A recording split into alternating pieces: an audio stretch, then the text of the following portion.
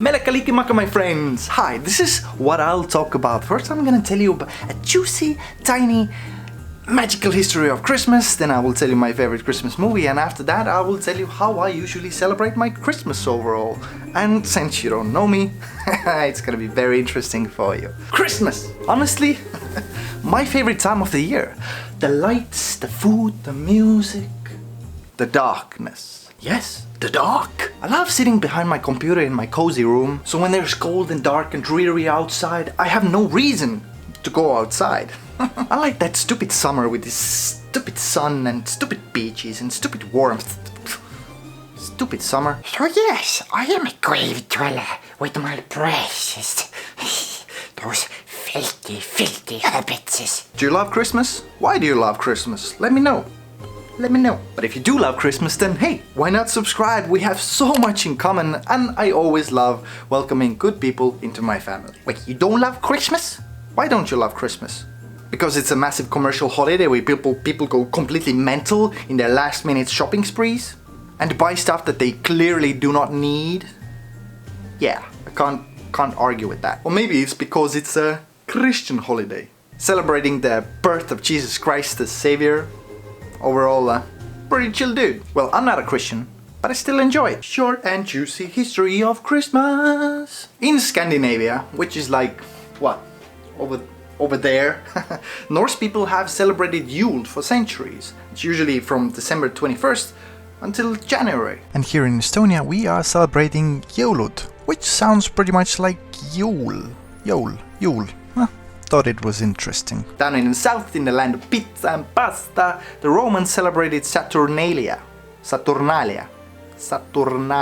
in honor of Saturn, the god of agriculture. So they celebrated with lots of food and drink and pizza. Love you Italians, don't never change. So the Bible doesn't give an exact date when Jesus was born.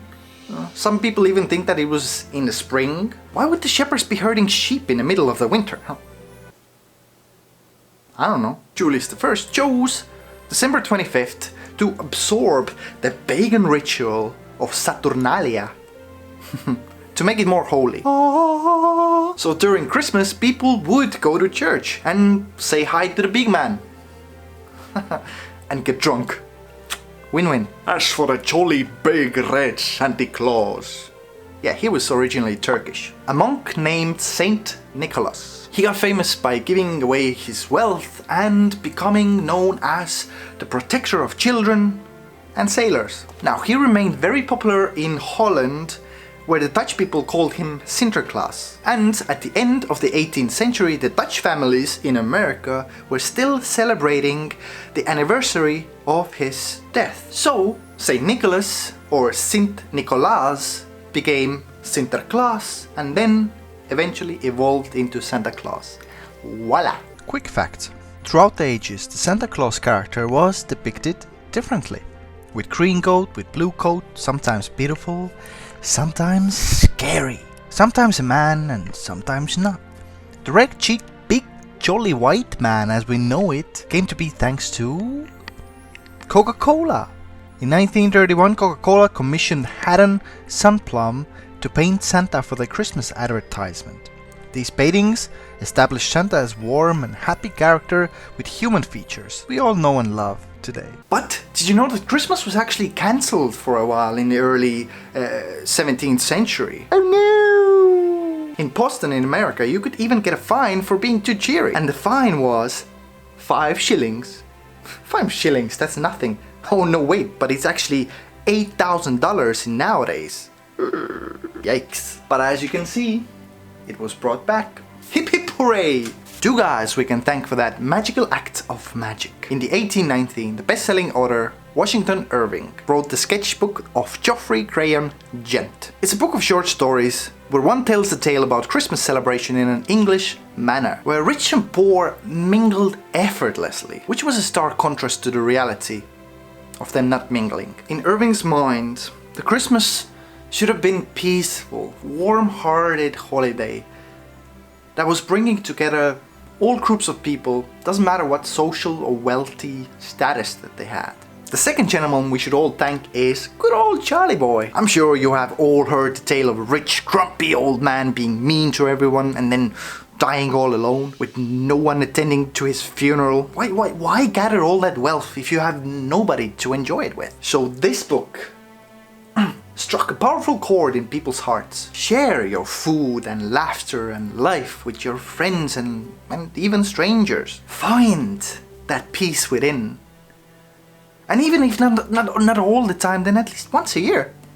Can you do that? Can you do that? But did you notice that both of these men were writers? And through the power of the book, magic was reinvented. Who here loves books? Huh?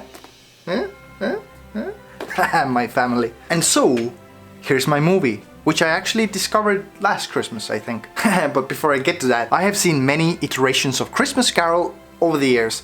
Some sad, grumpy dude finally letting go of all the hurt and bitterness and finally finding love in his heart changed their lives and everybody around them. My favorite iteration was Muppets Christmas Carol when I was a kid. I think I love it still. But the one I recommend to you is The Man Who Invented Christmas. It tells the story of Charles Dickens, the author, and how he brought back the long-lost magic of kindness, warmth and joy we millions now take for granted. It's a fantastic story about a man driven to the edge that has to take a leap of faith, which ends up changing the world. If you haven't seen that, then just resurrect that magic, will you? By the way, have you seen these cozy, tiny Christmas villages somewhere, anywhere?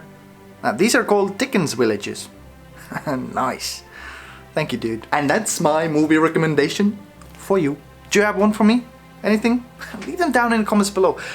And try to surprise me with the ones that I haven't seen before. Christmas movies, man. Have you heard about the movies called Home Alone and Die Hard? They're supposed to be, what, Christmas movies or something? Weird title for Christmas movies.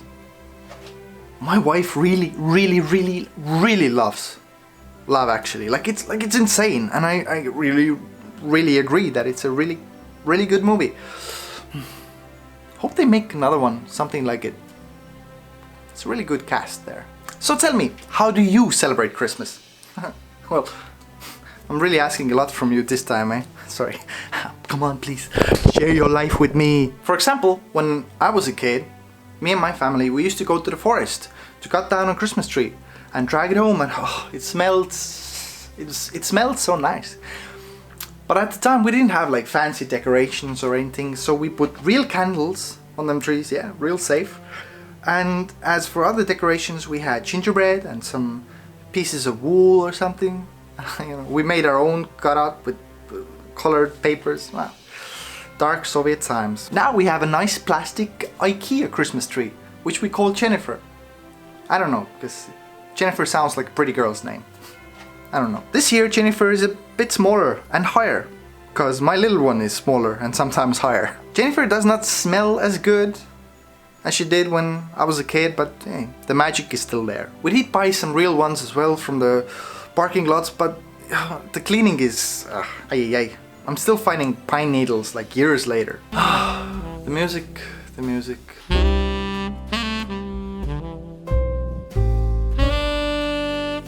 In my home, the classical Christmas music plays almost every day.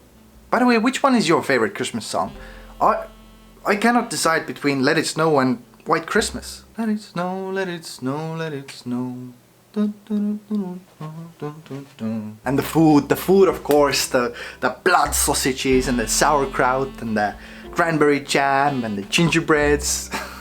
I'm sorry, I don't have any footage of that because we ate it all. One last peculiarity, which I enjoyed when I was a kid, I still do, was being an elf. In my country, during the month of December, when kids wake up, the first thing they do is they run off to their window, which they have a Christmas stocking, or, well, back then it was just a slipper. Now, if you were a good kid, there could be a sweet there waiting for you. But if you're naughty, it was just, I don't know, the smell of your slipper from yesterday. Now, I believed in this elf so much that I actually wanted to catch one. I remember setting up traps like little bells and strings everywhere to catch it, but I never did. And the candy was still there in the slipper in the morning. My mother must have had a real break-in moment there, a little Mission Impossible moment. Now for some years, me and my wife, we do it for each other. We leave, little candies in the slippers every morning, and it's so magical, waking up, oh, what did I get, the big surprise. And we always lie to each other, oh no, it wasn't me, it was the elves, And soon I can do this with my little one and give her the happy magical memories of,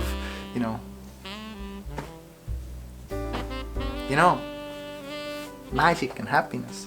That's what it's all about. And I guess I'm gonna have to not show her this part, so shh. So that's it, lads. Simple as that, and oh, so much joy.